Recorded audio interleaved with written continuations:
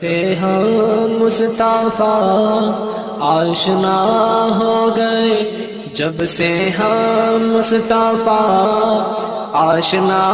بسم اللہ الرحمن الرحیم۔ السلام علیکم ورحمۃ اللہ وبرکاتہ۔ ہمارے مسلمان بھائی نماز پڑھتے ہوئے عام طور پہ دو غلطیاں کرتے ہیں، ان غلطیوں کی اصلاح کرنا اور آپ کو اطلاع دینا مقصود ہے۔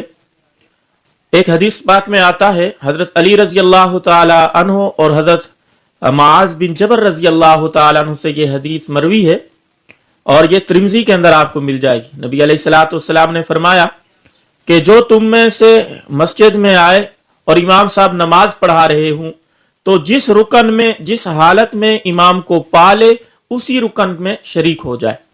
تو ایک غلطی تو عام طور پہ مسلمانوں سے یہ ہوتی ہے، نمازیوں سے، کہ مسجد میں جب آتے ہیں امام صاحب مثال کے طور پہ سجدے میں ہیں یا تحیات پہ بیٹھے ہیں یا کسی اور رکن میں ہیں، تو وہ انتظار کرنے لگ جاتے ہیں کہ امام صاحب جب یہ رکعت پوری کر کے کھڑے ہوں گے تو ہم اس کے ساتھ شامل ہوں گے۔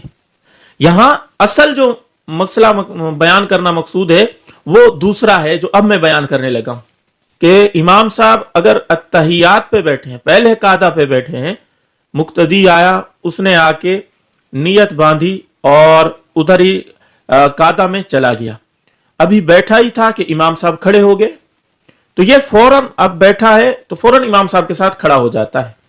اس کو علماء نے، مفتیان اکرام نے مکروہ تحریمی لکھا ہے، یہ عمل مکروہ ہے۔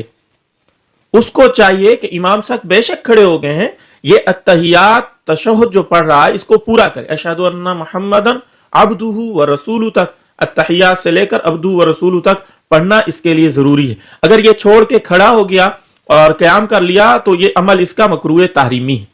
اور اسی طرح اگر امام صاحب قعدہ اخیرہ میں ہیں اور امام صاحب نے التحیات، درود شریف اور دعا مسنہ وغیرہ پڑھ کے سلام پھیر دیا ہے، تو اب اس کی رکعت جو جس کی رہتی تھی، اس نے اگر التحیات کو عبدہ و رسولہ تک نہیں پڑھا تو یہ کھڑا نہ ہو، التحیات میں عبدہ و رسولہ تک پڑھ کے پھر کھڑا ہو جائے۔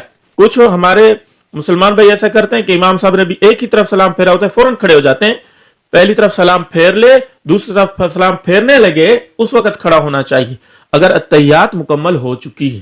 اگر التحیات مکمل نہیں ہوئی، عبدہ و رسولہ تک نہیں پڑھا، تو بے شک امام نے سلام پھیر دیا، یہ عبدہ و رسولہ تک پڑھ کے پھر کھڑا ہوگا اور کھڑے ہوتے ہی اپنی رکعتیں مکمل کرے گا۔